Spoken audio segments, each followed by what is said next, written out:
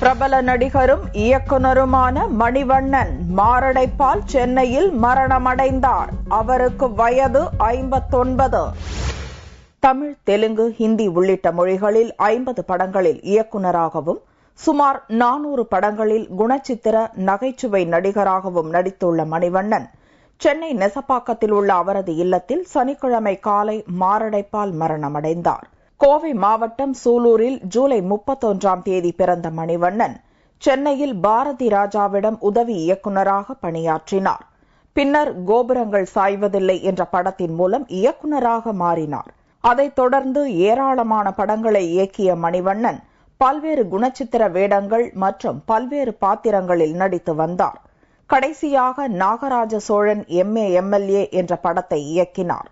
மதிமுகவில் தீவிரமாக இருந்த மணிவண்ணன் பின்னர் நாம் தமிழர் இயக்கத்தில் சேர்ந்தார்.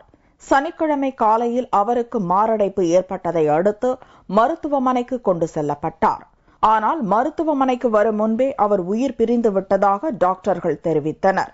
சென்னை நெசப்பாக்கத்தில் வைக்கப்பட்டுள்ள மணிவண்ணன் உடலுக்கு சினிமா துறையினர், அரசியல் கட்சியினர் மற்றும் பொதுமக்கள் அஞ்சலி செலுத்தி வருகின்றனர். மணிவண்ணனுக்கு செங்கமலம் என்ற மனைவியும், ஜோதி என்ற மகளும், ரகு என்ற மகனும் உள்ளனர்.